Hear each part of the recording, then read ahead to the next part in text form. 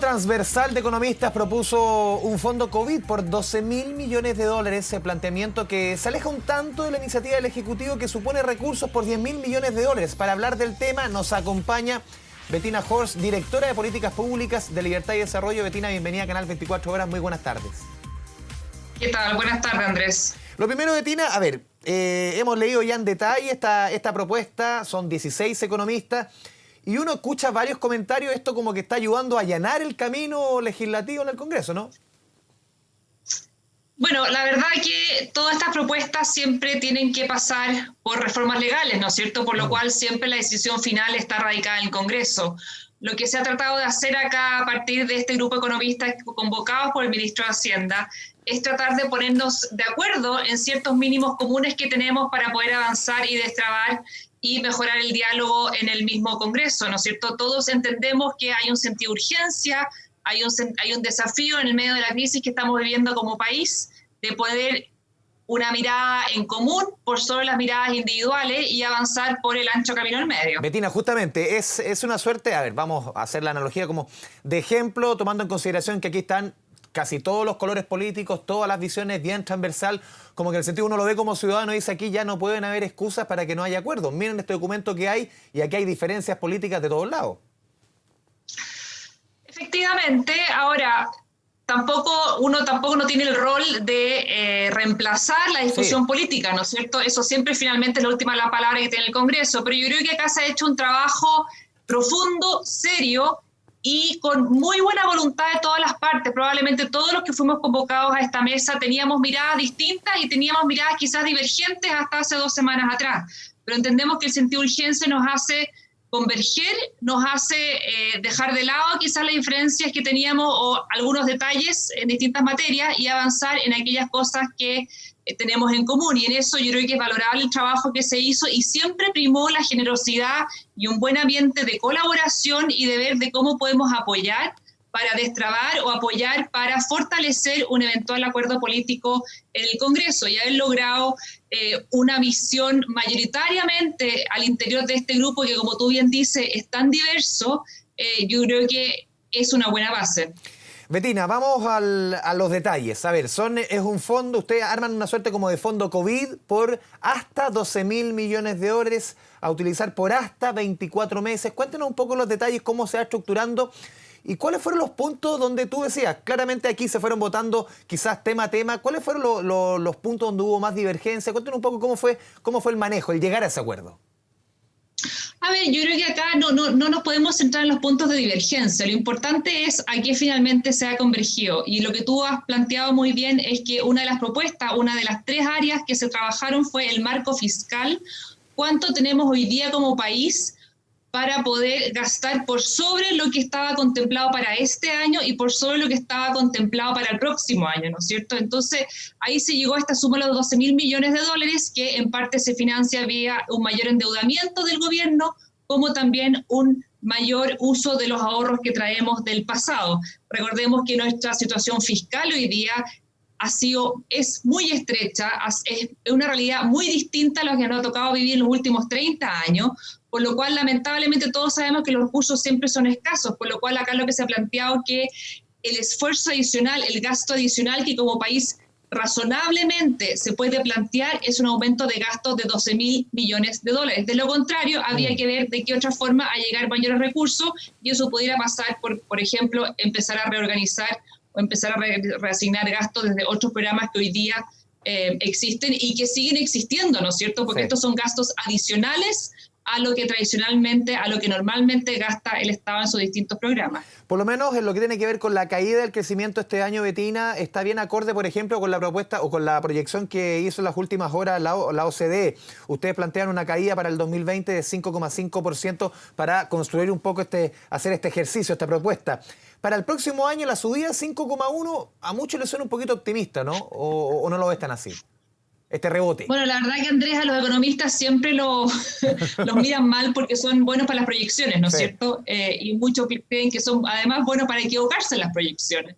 Entonces, En este contexto, adicionalmente, el grado de incertidumbre es tremendo. Tú bien planteaste recién un informe que salió recientemente de la OCDE, creo que salió hace 1 o 2 días atrás, en el cual incluso se plantean los riesgos de un eventual segundo rebrote y cómo eso pudiera afectar también la economía. Entonces, la verdad que hoy día la incertidumbre que está instalada, no solo en lo económico, sino que también en el control de la pandemia y en lo que va a pasar en el mundo, finalmente hay que ser muy cauto en cuanto a las proyecciones que se pueden hacer. Por eso, este trabajo que se hizo, si bien evidentemente tuvo que hacer ciertas proyecciones en función de las cuales se toman las decisiones, pero sabemos que acá el foco está puesto en la propuesta de política pública, más allá de tratar de buscar lo más preciso en las proyecciones que se pueden dar en este contexto de tremenda incertidumbre. La discusión estos últimos días, Bettina, ha estado puesta en el Congreso en el tema del ingreso familiar de emergencia. ¿Cuál es la propuesta que ustedes tienen? ¿Cuáles los puntos de acuerdo a los que se llegaron respecto, por ejemplo, si lo comparamos con lo que hace pocos días propuso el ministro Briones?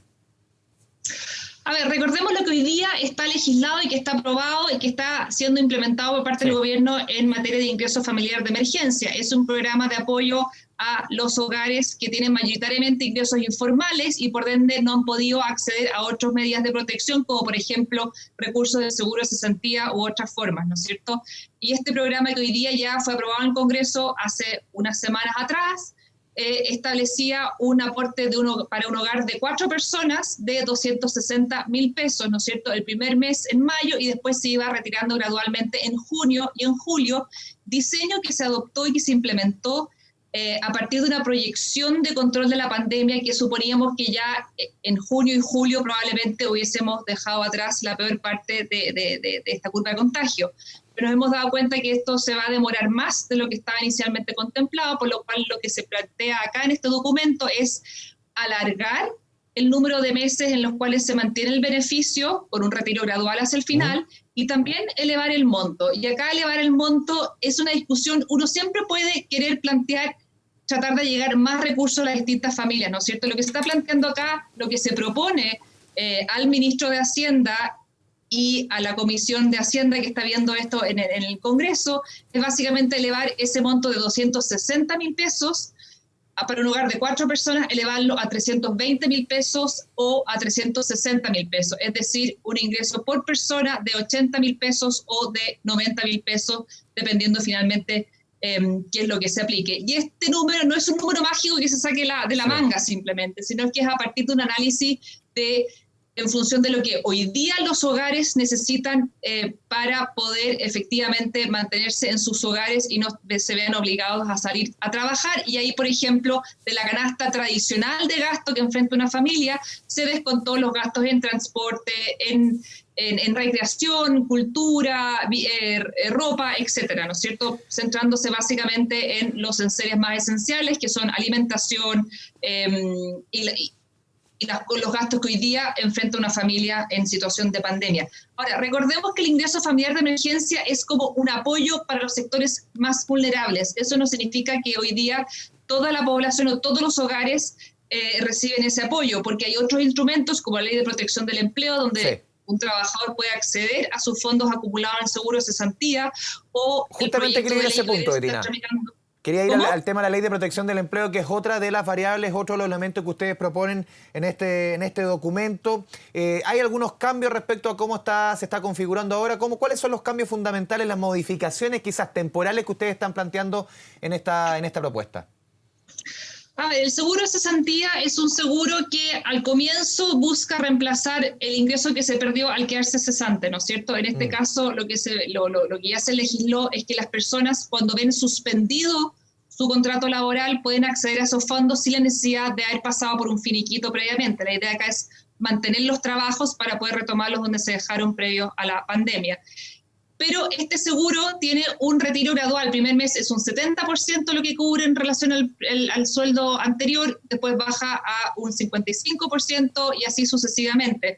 Nosotros hemos planteado que en este contexto en el cual seguimos con medidas de restricción y de confinamiento importantes, la gente no puede salir a buscar trabajo, por lo cual planteamos mantener el apoyo en torno a entre un 50 y un 60% de beneficio a los de tasa de reemplazo del último sueldo en los hogares. Es decir, la pendiente de retiro del apoyo a partir del seguro de cesantía, de alguna forma, se gradúa, se matiza, y hoy día, si por ejemplo, si al tercer mes una persona podía retirar hasta un 45% de lo que era su salario anteriormente, hoy día proponemos elevarlo nuevamente a una tasa entre un 50 y un 60%, así como también alargamos el programa, sugerimos alargar el programa de protección del empleo por 2 meses adicionales, con la flexibilidad de la autoridad central, en el fondo desde el gobierno, que ellos puedan definir si es que es necesario mantenerlo o no.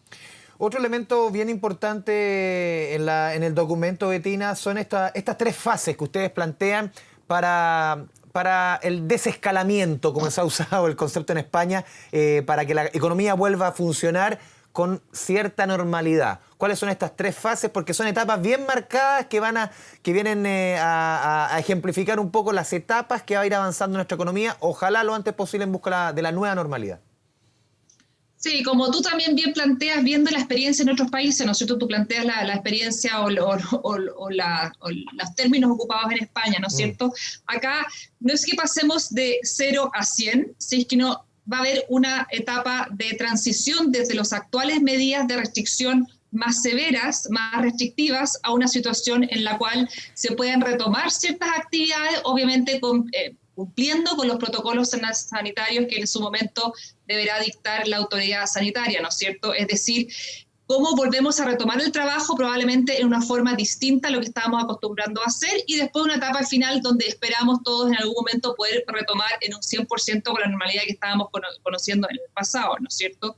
Y en esa etapa hay que pensar en programas que flexibilicen quizás las jornadas laborales, flexibilicen la forma que estábamos trabajando, porque, por ejemplo, en algunos países se ha planteado que quizás uno debería implementar jornadas de 4 días de trabajo, 10 días de cuarentena, dependiendo de cómo es el ciclo de evolución también del propio virus, ¿no es cierto? Entonces, esa etapa es como de adaptación de cómo retornar y retomar los trabajos en un contexto en el cual todavía va a haber una parte de contagios activos dentro del país.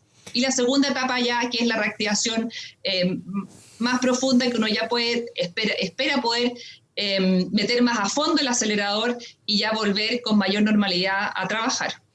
Bettina, ustedes también plantean diversas fórmulas para ayudar a grandes empresas, incluso también ampliar el crédito FOGAPE. ¿Cómo va esas medidas en el aspecto crediticio? Han sido súper criticados los bancos, han mejorado los números en cuanto a entrega de pymes, pero ustedes plantean ampliar este universo del FOGAPE y sobre todo apuntar a lo que yo te mencionaba de ayuda a grandes empresas. ¿Qué fórmulas están proponiendo ustedes?